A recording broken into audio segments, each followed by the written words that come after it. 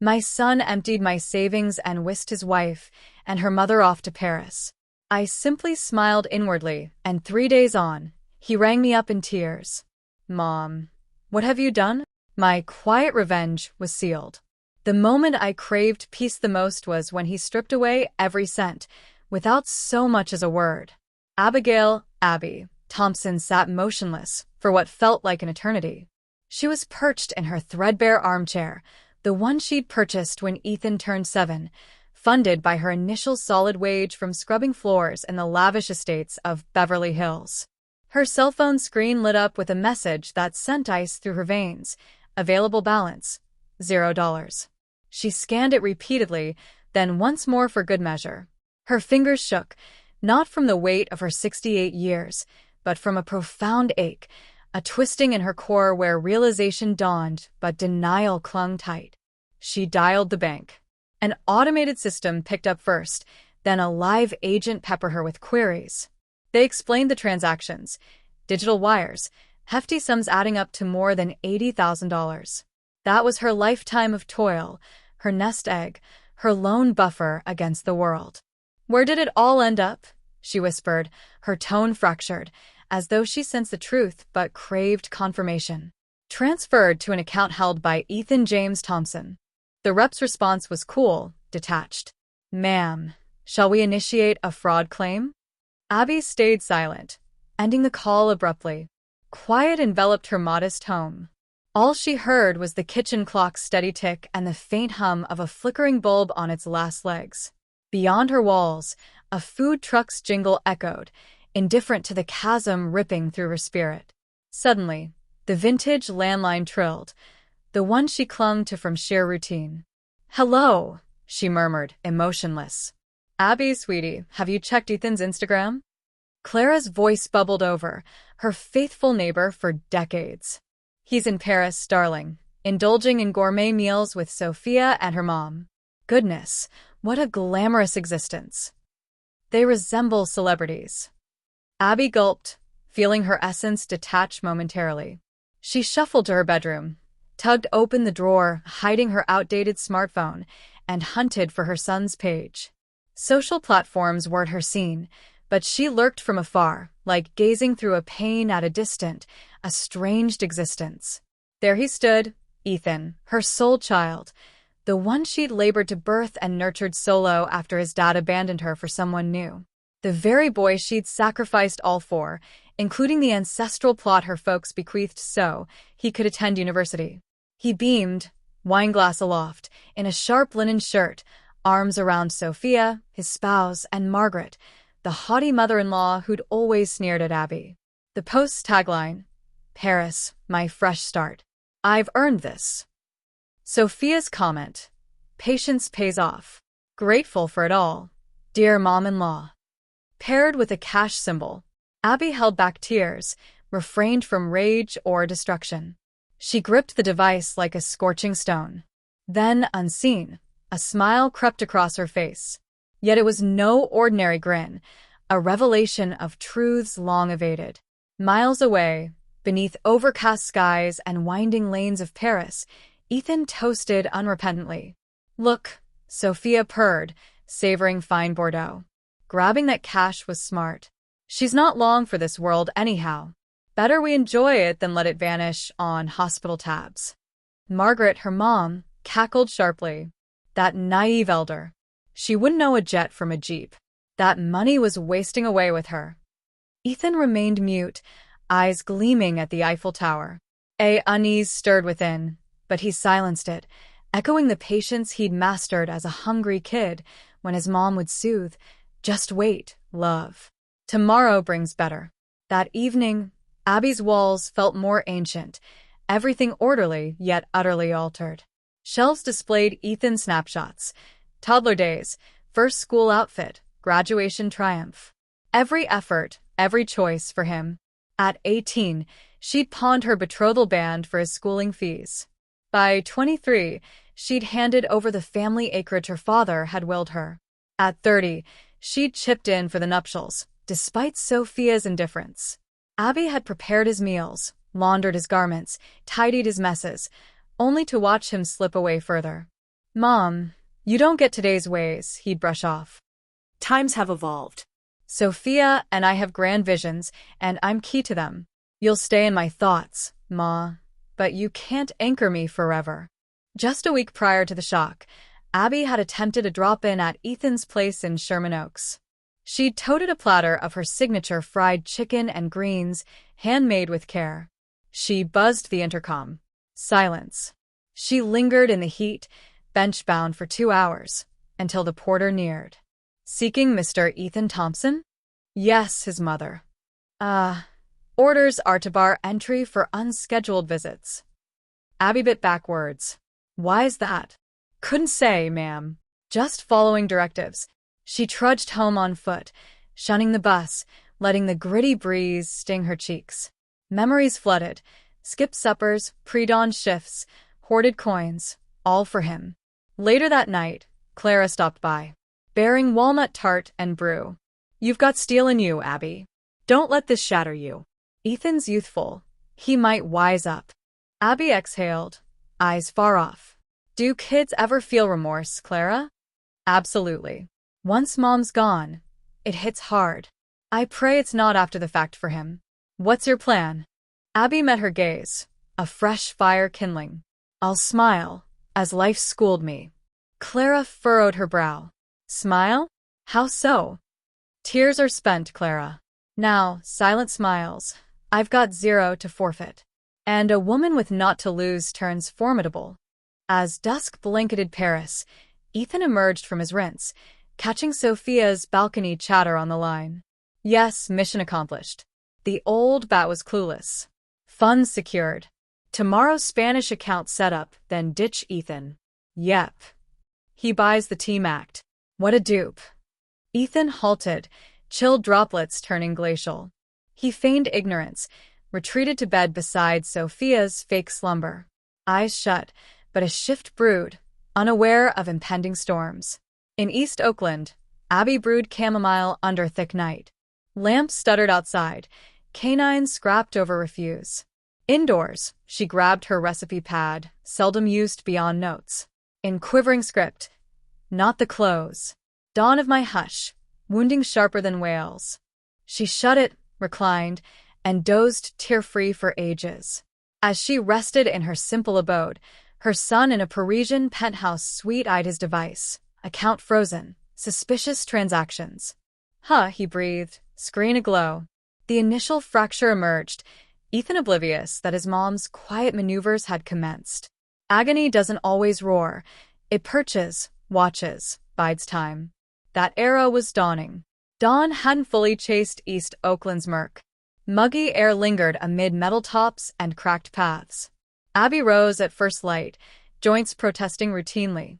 Yet today, vitality surged. No fury, no sorrow, just uncharted resolve pulsing. As she warmed water on the burner, the flame's azure dance evoked yesteryears of solitude's sting. 14 saw her debut in housekeeping amid Pacific Palisades opulence. A teen with messy plates, deep complexion, palms chafed by bargain cleansers. She mastered spot erasers and crisp shirt creases. Evenings home, her mom slumbered already. Dad had bolted with a tavern acquaintance. Abby didn't weep. She gulped it down, rising pre-dawn for more gigs. 17 brought Ethan's conception. His sire, 3 years senior, vowed vows and escape. 8 months later, upon learning of the son, he vanished, with a makeup peddler, gone for good. Abby held firm, no sobs. She tightened her resolve, knotted her head wrap, and scouted fresh clients. She reared Ethan single-handed, toting him during laundries for strangers. As he toddled, she fashioned bottle lids into racers. No playthings, but tales aplenty. No cooler, yet steaming broth. No screen, but lullabies till dreams claimed him. He embodied her universe. At Ethan's 6th birthday, a patron proposed covering his elite primary fees if she'd commit full-time, residing on-site. Abby leaped at it without hesitation. Abby left her familiar surroundings behind, moving into a modest garret space atop her employer's grand residence. Each weekend, she'd journey through the bustling streets to reunite with Ethan. Her hands were never bare, perhaps a fresh sketch pad for his ideas, or a simple treat she'd baked, but invariably, her spirit was attuned to absorb every tale or worry he shared. Time marched on, and Ethan blossomed into adolescence. Abby toiled to master her wobbly signature, her fingers quivering as she practiced to sign as his official guardian on academic forms. She pieced together how to interpret medical scripts and, eventually, financial summaries. Her writing skills were rudimentary, yet she absorbed just enough to defend her ground. Or at least, that's what she convinced herself. By 16, Ethan vowed, "Ma, once I strike it rich, I'll get you a place where drafts don't sneak in through the gaps." Abby shot back without pause. "No need for gifts, boy. Just keep me in your memories." College loomed next.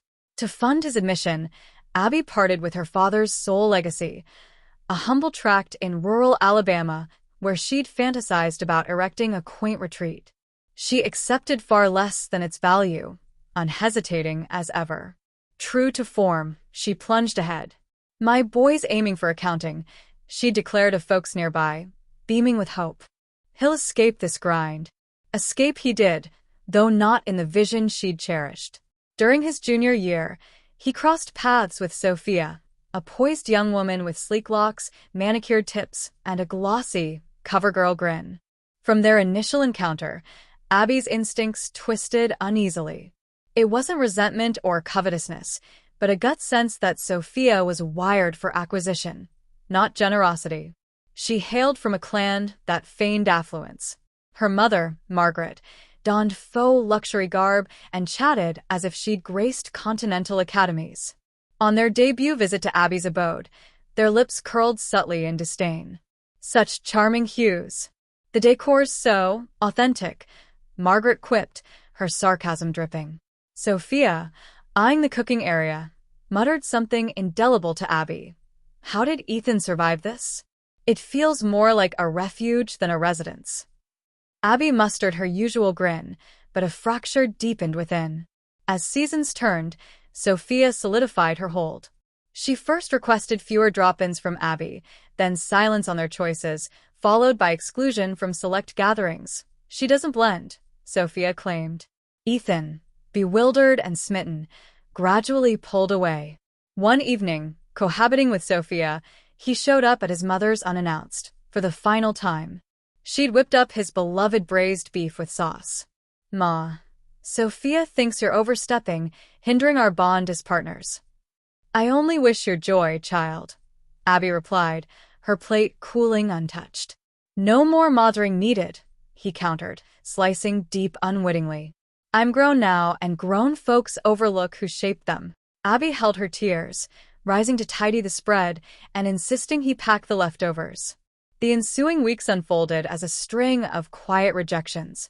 Sophia took charge of Ethan's funds, nudged him to switch accounts, and urged secrecy from his mom. In her view, Abby was outdated, ill-equipped for contemporary ways. Ethan, ensnared in drive and subtle coercion, consented. Abby spotted anomalies, mismatched slips, absent reports, an unfamiliar policy on her life. That's when she turned to Henry. Henry, her youthful sweetheart and a next-door pal from old days, had practiced law for ages and now dwelled solo amid stacks of faded files and echoes. She approached him vaguely. "Henry, how do I check if my identity's being misused?"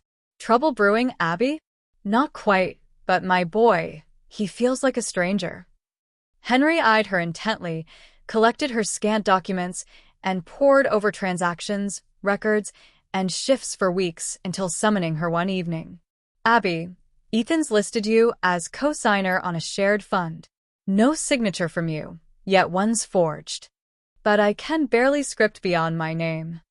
They faked it, siphoning bits over half a year. Abby uttered nothing, gathered the sheets into her bag, and departed wordlessly. Sleep evaded her that night. Not over the funds, but the revelation. Her son wasn't merely swayed. He'd joined the deceit willingly. He'd plundered from his own kin. Soon after, Sophia and Margaret plotted the Parisian getaway. Ethan, jobless and unsteady, liquidated his vehicle, then floated tapping Abby's reserves. It's kin funds, Sophia coaxed. She won't spend it anyway. Don't fuss. Unsure, it's her all. Why hoard? Your family. Not theft, just an advance borrow. Ethan wavered, yet he proceeded. Late one evening at his terminal, he executed the full drain, swift, unpondered, like yanking a sore molar raw. Done. He inhaled deeply, snapped the device shut, and forged ahead blindly. Abby uncovered the treachery come morning. No sobs, no outbursts. Merely a line etched in her journal. My child lives on, but the nurturer within perished. Thereafter, transformation gripped her. Flesh aged, yet resolve steel-knit. Her gait shifted, posture erect. She dialed contacts, scanned messages, trekked to bureaus. A scheme brewed, as Ethan strolled Paris's cobbled paths, fancying triumph. Back in East Oakland, his mother spun a snare to reclaim her due. And Sophia? She schemed her vanishing act. Ethan remained ignorant. Abby wasn't the figure etched in his mind. That version had vanished. What lingered was a scarred parent, vigilant now, and an aroused, injured matriarch fears no inferno in pursuit. The sting of disloyalty faded. What lingered was the ache of invisibility, exploitation, obliteration, as if her essence never counted. But Abby refused mute fading. For maternal secrets unspoken can prove lethal. Abby voiced zilch. Not then, nor later, nor beyond. Her hush evolved from inner hemorrhage to a keen blade, one that surveils, notes, computes. Utterances withered in her gullet, deemed futile. For when a parent grasps replacement by facade, outcries cease. Metamorphosis ensues. Ethan overlooked the shift, or chose blindness. He immersed in his aspired existence, one void of ironed scents or brewed aromas. Where awakenings lacked, my little one, but echoed, sir. Polished, refined, hollow. Sophia claimed his realm like a birthright, and he, spellbound, yielded. He marveled at her lexicon beyond Abby's ken, her poised strides and stilettos, her possessive claims on all. Yet beneath her breezy chuckles and polished snaps lurked a sly, vicious mechanism. Sophia pursued desires swiftly, status, lineage, wealth, a prop to uphold her veneer. Initial barbs masqueraded as jests. Darling, must your ma opine on all? No kid of ours needs that destitute mindset, she mused, filing her claws in the den. Ethan chuckled awkwardly. She doesn't mean to meddle. Letting go's tough for her. Always has been. Not meddling, it's sympathy posing as affection. Lone parent types fancy sainthood, blind to how history chains others. I reject that for us, or our future kin.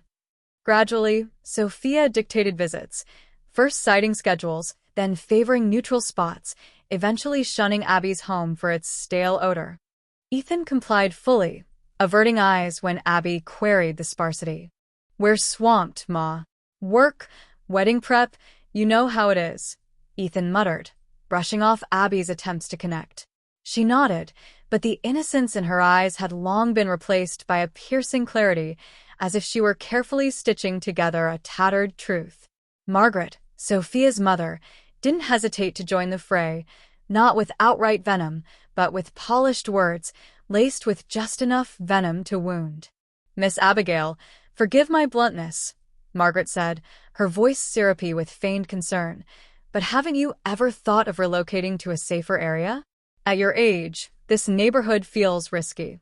With all that money you've tucked away, you could find something more suitable, no?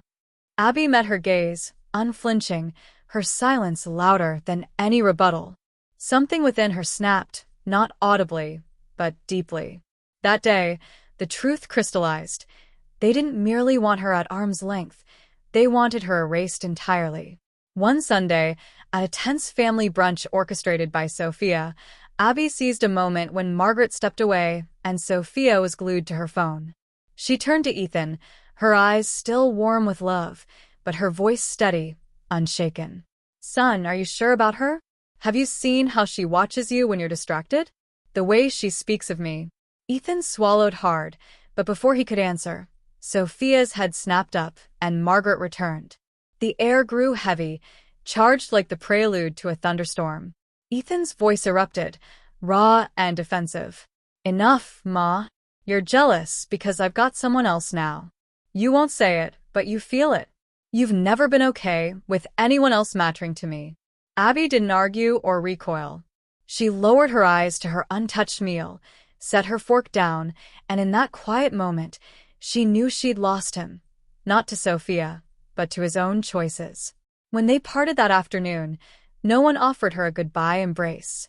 Back in her East Oakland home, Abby slipped off her shoes with deliberate care, as if unwilling to disturb the stillness of her solitude. Sitting on her bed, she tried to recall the last time Ethan had said, "I love you," without her prompting. The memory was a void. The weeks that followed were a torment cloaked in routine. Sophia and Margaret began frequenting Ethan's office, bringing lunches, discussing ventures, and pitching smart investments. One evening, Sophia purred, "Let me manage our finances, babe. It'll make things smoother." She slipped off her blouse, her tone seductive. "We're a team, aren't we?" Ethan, caught in a haze of desire and naivety, nodded as always. Meanwhile, Abby wasn't idle. Her instincts screamed of betrayal, but evidence remained elusive. She turned to Alice, her neighbor, a retired accountant who now taught local kids basic math. "Alice, how do I know if someone's meddling with my accounts?" Alice's brow furrowed. "Ethan? Yeah. Do you get your bank statements?" "They stopped coming. And transfers? I've never done one. Don't know how." Over several nights, Alice patiently guided Abby through the bank's online portal, showing her how to track transactions and spot irregularities. When Abby first saw the list of withdrawals, her world tilted. Large sums, recent dates, transfers tied to days Ethan had visited or requested paperwork for supposed insurance. "He had access," Abby whispered. "Said it was for coverage." Alice's voice was firm, yet kind. "Abby, this isn't paperwork. It's theft." Her heart shattered, but tears didn't fall. Instead, she grabbed a notebook and began logging every transaction, date, time, amount. Each stolen dollar carried a name. One Friday evening, as despair loomed, Alice pointed to a transaction. "Look here. They forged your signature to open a joint account. It's a sloppy imitation." Abby touched the screen, as if tracing a fresh wound. They didn't even try to hide it. Soft, somber music swells. "What now?" Alice asked. Abby closed her phone, drew a deep breath, and said, "Nothing. Not yet." Meanwhile, in Paris, Ethan's unease grew. Not from guilt, but from Sophia's shifting demeanor. Her kisses lacked warmth. She spent hours giggling at her phone. Margaret no longer bothered with the pretense of tolerance. One night, feigning sleep, Ethan overheard them on the balcony. "It's done. Why keep up the act?" Sophia whispered. "Once we're back, we sell everything and cut him loose." Margaret laughed. "If he catches on, he's too dim to act. And if he does? So what? His old lady's on her last legs. Who's got his back?"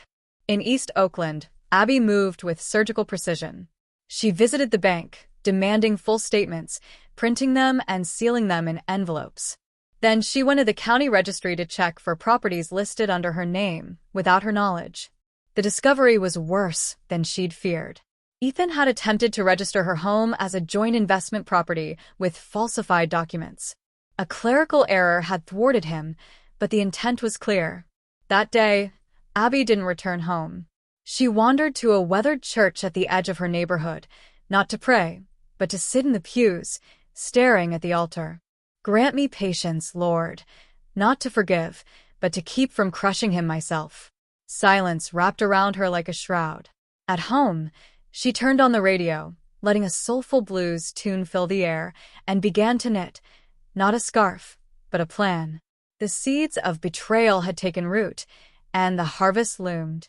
Abby felt it in her bones, in the chill that slipped through her door's cracks, as if the wind itself whispered of secrets ready to surface.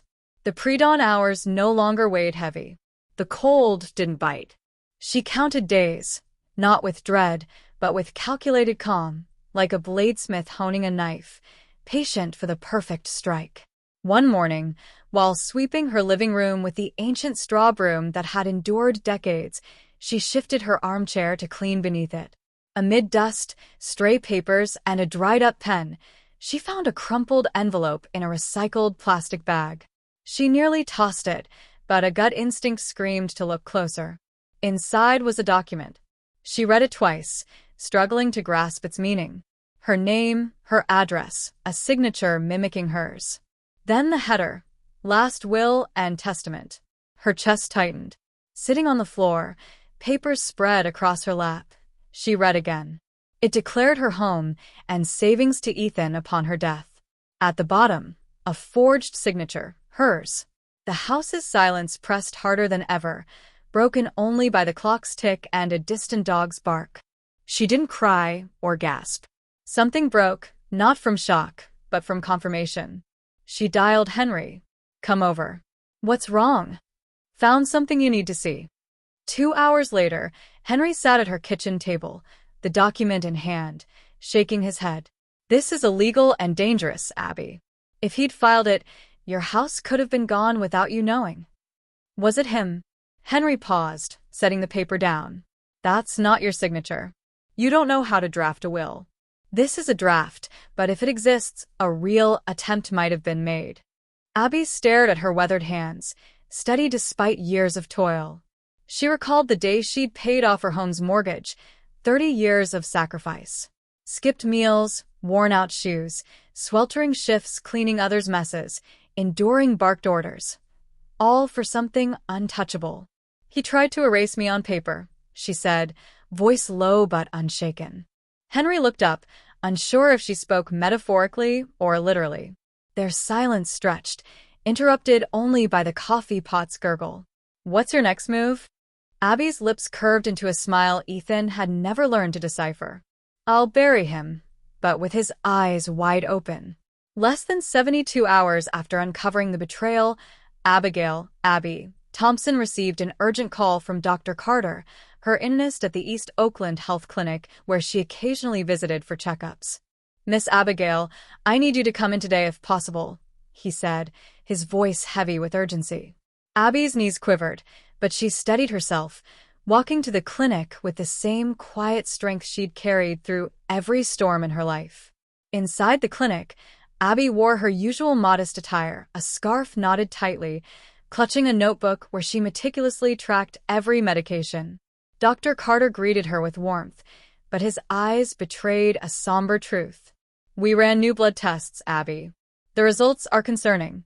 She met his gaze, unflinching, already sensing the weight of his words. It's leukemia, advanced stage. I'm sorry to be blunt, but time is short. Your immune system is failing. We estimate 6 months. Abby's eyes locked onto a faint crack in the wall, shaped like a sparrow. No tears, no questions, just silence. Do you understand? Dr. Carter asked. I understand the cost of dying with grace, she replied, her voice steady as stone. Dr. Carter shifted, uneasy. Chemotherapy is an option, but it's aggressive, costly, and uncertain. Will it kill me faster? Abby asked. Not necessarily. Then no. I won't let death find me in a hospital gown. Her resolve left him speechless. He'd never seen such calm in the face of mortality. Abby rose, grabbed her purse, and paused at the door. 6 months is plenty. I have work to do. She walked home through East Oakland, not for lack of fare, but to feel the pulse of the city, its grit, its memories. Each step tethered her to her past, her purpose. She passed the corner where she'd once shielded Ethan from a speeding car on his way to daycare. She nodded to Mr. Samuel, the toothless juice vendor with a sharp memory, still at his stand. At home, Abby retrieved a wooden box from under her bed, filled with letters, receipts, and a faded photo of Ethan as a boy, clinging to her in sleep. She stared at it, then lit the stove, murmuring, "No more prayers. The work begins." With Henry, a retired lawyer, Abby filed a preemptive complaint, not as a mother, but as a citizen. They reported forged signatures and property theft, attaching damning evidence. Using a clause on elder financial abuse, they froze Ethan's accounts. Henry, jaded by the law, fought for Abby. "Ready for what's coming?" he asked as they signed the papers. "I was born for this," she said. "I just didn't know it." Abby bought a red notebook and began her final log, writing, "To Ethan James Thompson, I birthed you in pain, loved you with my life, and you stole my dignity. This isn't vengeance, it's justice. It's all I have to die in peace." Meanwhile, in Paris, Ethan and Sophia played the part of a happy couple, posting curated photos and videos of French cuisine. But cracks formed. Sophia slept apart, Margaret scrolled endlessly on her phone, and Ethan sensed a gnawing unease. One night, checking emails, he found Sophia's hidden messages.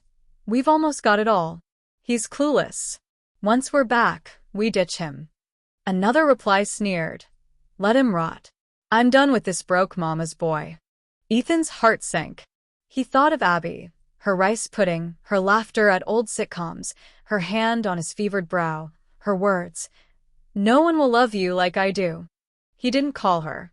Abby, undeterred, activated an immigration clause, flagging Ethan's transactions as suspicious.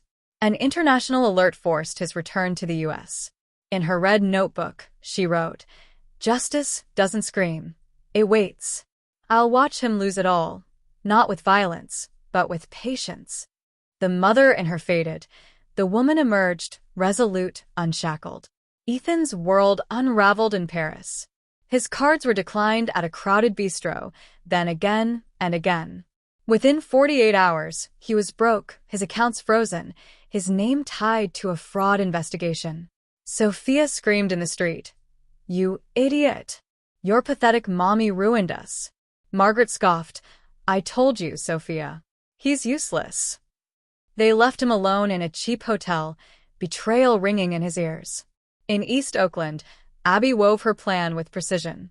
Henry and Mr. Lawrence, an IRS agent, triggered an alert for illicit withdrawals, ensuring Ethan's scrutiny upon re-entry. Abby wrote, "A mother's love can hurt, not from hate, but to teach. What's allowed festers. I didn't raise a thief, but I'll stop one." Alice, her neighbor turned confidant, asked, "Doesn't it hurt?" "Like ripping off my skin," Abby admitted. "But some pain heals." At the American Embassy in Paris, Ethan faced a sterile room, a lawyer, and a translator. His accounts were frozen by a U.S. complaint. Defeated, he dialed Abby. "Mom," he whispered when she answered, his voice breaking. In her East Oakland kitchen, Abby Thompson sifted black-eyed peas through a worn strainer, her hands steady despite the voice on the phone. Ethan's words trembled through the line, unmistakable. "Mom, what did you do? They've taken everything. I'm alone. Sophia's gone, Margaret too. They say it's you." Abby paused, her grip tightening, but the phone stayed firm. She exhaled, her voice calm yet unyielding, as if drawn from a well Ethan could no longer reach. "I didn't take Ethan. I just stopped you from stealing from me. Mom, they're talking arrest. You said you'd always be there. I was, until you abandoned yourself. Learn." She hung up, offering no comfort, no apologies. For the first time, Abby believed Ethan needed pain to grow, a lesson love couldn't teach. That night, sleep eluded her, not from grief, but from purpose. She began a letter, not a goodbye, but a testament for her red notebook's final page. "My dearest Ethan," she wrote, "you were my dawn, my fight, my pride. I gave you my all, even what I didn't have, sacrificing meals, rest, joy. I regret nothing, it was love. But you forgot yourself, chasing shadows in designer scents. They tried to bury me alive, but they woke me instead. I don't hate you, I can't. But I'm no longer the mother waiting for your memory. I'm the one teaching you, even if it stings. If you ever repent, this letter waits, not to save you, but to remind you someone warned you." She drew a small heart, her last tender mark. In Paris, Ethan wandered aimlessly, sleeping in dingy hostels, eating when he could. Sophia and Margaret ignored his calls. His return to the U.S. loomed, Not a homecoming, but a reckoning. Fear and shame chilled him. He knew deaths, not embraces, awaited. Meanwhile, Abby's health faded, but her spirit sharpened. She shaved her head with kitchen shears before cancer could claim her hair, staring into the mirror. "This is me," she said. At her final appointment, Dr. Carter confirmed the cancer's rapid advance. Abby nodded. "I never feared death," she told Henry, her ally. "I feared leaving without peace. Now, I'm ready." That night, a chest pain seized her. She curled up, whispering Ethan's name. Not in anger, but as a quiet farewell. She'd done her work. The storm's silence was her calm before the end. Ethan's plane landed in California. The airport's clamor, announcements, unfamiliar faces, meant nothing to Abby. She hadn't come to marvel. She'd come to close a cycle, not as a mother, but as a witness. At nearly 70, her body trembled, but purpose held her upright. She'd sold her blender, a mirror, and a childhood ring to fund the trip. The cost was nothing compared to the freedom she sought. Henry, waiting at the airport, had paved the way, pulling strings, securing permits, ensuring Abby could face Ethan at the American Embassy in Paris. A consular friend, the son of a single mother, granted her presence without question. "You don't look like a woman confronting her son," Henry said. "And you don't look retired," Abby replied, eyes fixed ahead. "Sure about this?" "I'm alive. That's enough." In her purse, Abby carried a yellow envelope, heavy with meaning. Photos, memories, her letter. Across Paris, Ethan stood before a hotel mirror, haggard, panic in his eyes. He faced the embassy to sign papers severing their joint accounts, admitting to forged documents. In exchange, he'd avoid arrest but land on a financial watch list, his return conditional on scrutiny. Sophia appeared in the hotel lobby, red coat clashing with her cold gaze. "You're late," she snapped. "Didn't know you'd show," Ethan muttered. "I came to watch you fail." Her words stung less than his own regret. At the embassy, a stark waiting room held them, Sophia chewing gum, Ethan sweating. Then Abby entered, gray sweater, long skirt, a blue scarf draping her frail frame, head wrapped in a black bandana. She clutched the yellow envelope. Ethan stood, voice breaking. "Why are you here?" "To witness you sign, not as your mother, but as justice." Sophia laughed bitterly. "What a show, old lady." Abby's gaze was pity, not anger. "You took all he had. I taught him what he'll never regain, forgiveness." Sophia sneered. "He's a leech you raised." "No, I raised a good boy. You twisted him, and he let you." Ethan faltered. "Mom, I lost myself." Abby handed him the envelope. "Your first steps, your Santa letter, the bike you earned. And my letter, not to save you, but to warn you." The official explained the process. Ethan signed, hands shaking. A tourist video captured Abby's final words. "You were my life, but I was never yours. Now, I see you were my mirror." Uploaded online, it went viral, comments praising her dignity. A queen teaching without violence. Sophia stormed out, leaving no trace. Ethan couldn't look up. The official nodded. "It's done. You're free to go. So, is your mother." On a quiet Paris street, Abby stopped. "This is where we part," she said, walking away, her steps light with the weight of justice served. Ethan's voice cracked over the phone. "Mom," Abby, unwavering, cut through his plea. "I gave you my all, even my silence, Ethan. Now I give you the truth you've dodged. Will you forgive me?" he asked, desperate. "I already have. But you haven't forgiven yourself. What can I do?" "Live with your choices. Make them mean something." Abby turned, her steps deliberate, and never saw him again. That night, in a dim Paris hostel, Ethan opened the yellow envelope. Faded photos spilled out, alongside a letter scented with lavender. Reading it, his world collapsed. He sank to his knees, sobbing, not from punishment, but from the shame of betraying the one who loved him most. He'd lost her dignity, a wound deeper than any justice. Ethan returned to the U.S., a shadow of himself, passing through customs unnoticed. No family, no cameras, only the envelope with childhood photos and Abby's letter. East Oakland's airport felt heavy, his guilt thickening the air. Sophia ignored his calls. His former colleagues shunned him. Social media branded him the son who stole from his mother for a Paris fling with Sophia and Margaret. Walking his old East Oakland streets, Ethan saw the same potholes, graffiti, vendors at dusk. But he was changed. Passing his school, he recalled Abby's bleach-scented apron, her worn shoes, her promise. "You won't scrub floors like me. You'll have a desk, a suit." He'd had it, until lies took it away. Abby, back in her cracked-wall home, settled into her creaking rocking chair. She needed no company. Her silence was enough. Henry brought medicine. Alice made soups. Neighbors kept vigil, not out of duty, but respect for her dignity. Abby became a legend. Some called her a warrior, others a sage.